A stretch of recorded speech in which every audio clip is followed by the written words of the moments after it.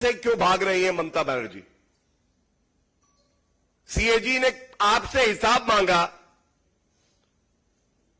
ये utilisation certificate जो है,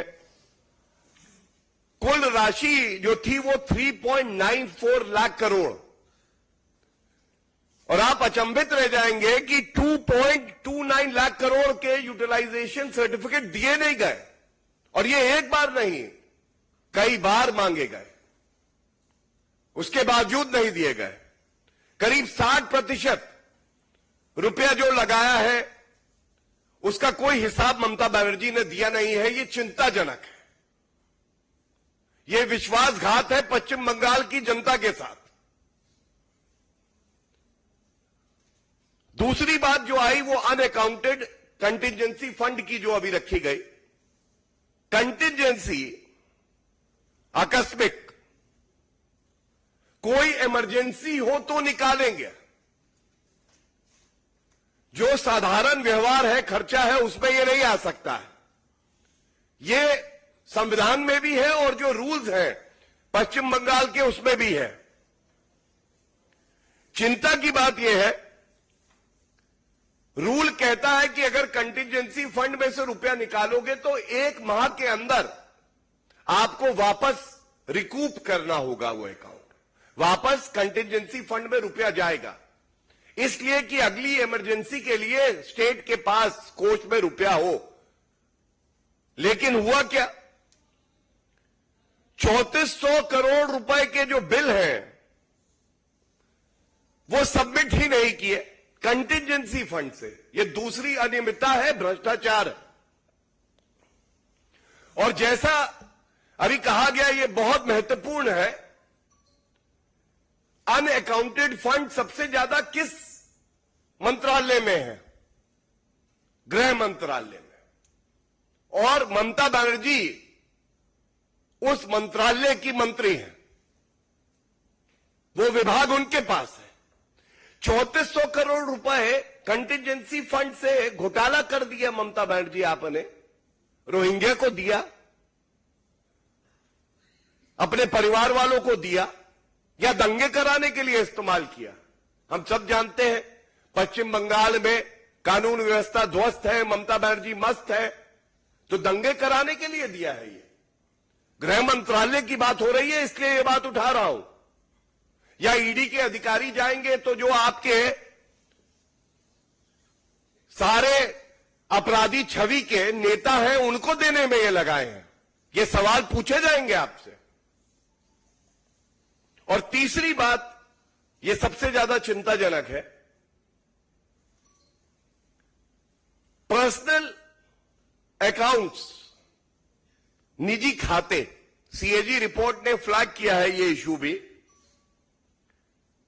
फंड्स आए 160 निजी खाते थे, और उनमें करीब मार्च 2021 तक की ये जो समय सीमा है, उसमें 3465 करोड़ रुपया था।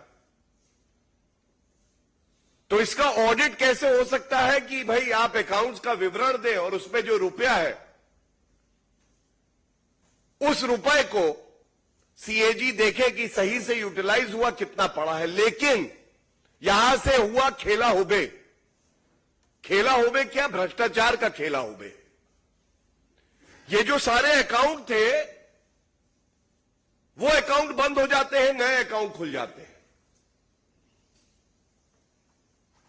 इससे क्या लाभ होता है कि वो नए साल के अकाउंट से सारा रुपया इधर आया और इधर से खर्च किया अपने निजी आवश्यकताओं के लिए, या पार्टी के लिए, या दंगे कराने के लिए। राशि छोटी मोटी नहीं है। मैंने आपको बताया 2,30,000 करोड़ करीब करीब यूटिलाइजेशन सर्टिफिकेट पे। अनअकाउंटेड कंटिजेंसी फंड में थी 3400 करोड़, और ये जो पर्सनल डिपॉजिट्स है इसमें है राशि 5,000 करोड़ रुपए। ये तीनों जो अहम बिंदु आपके समक्ष उठाए हैं,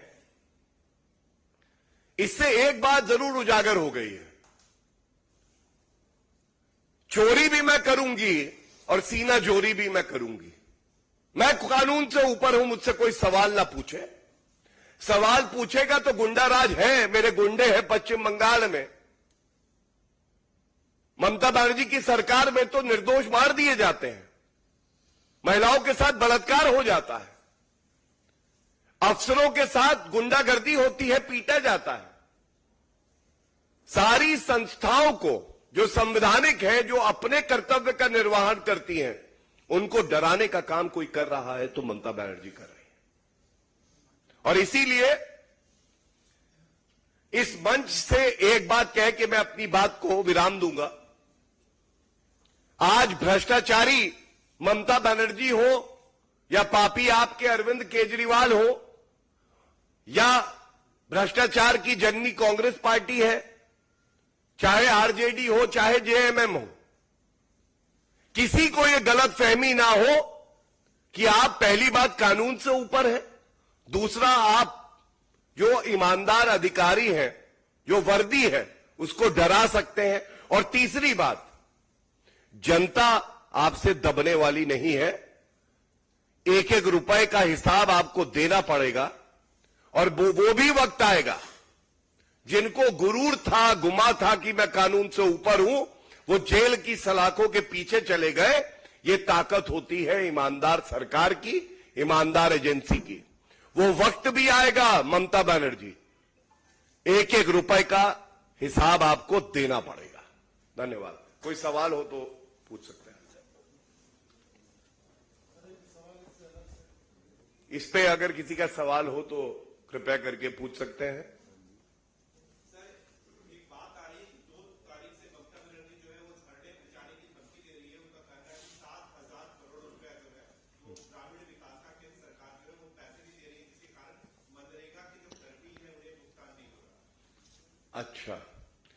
अच्छा किया आपने ये सवाल पूछा, और ये संयोग नहीं है।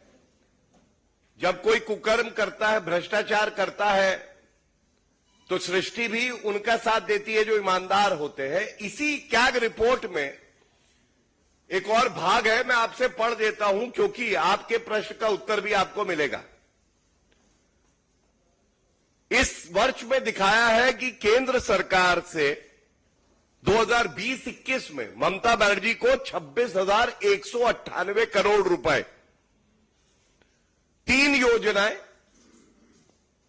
एक है नेशनल फूड सिक्योरिटी एक्ट में राशन के लिए, जिसमें 8,792 करोड़ रुपया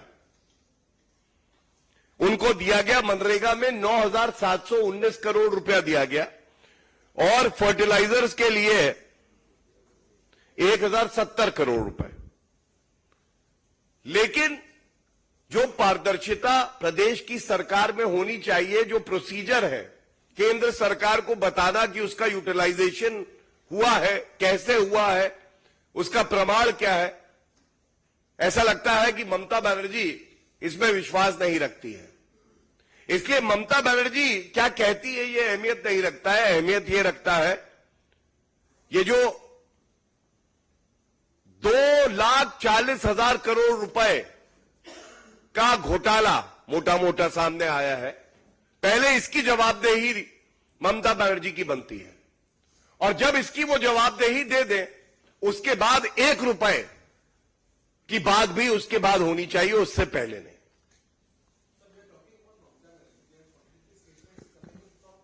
नमस्कार, मैं हूं मानक गुप्ता।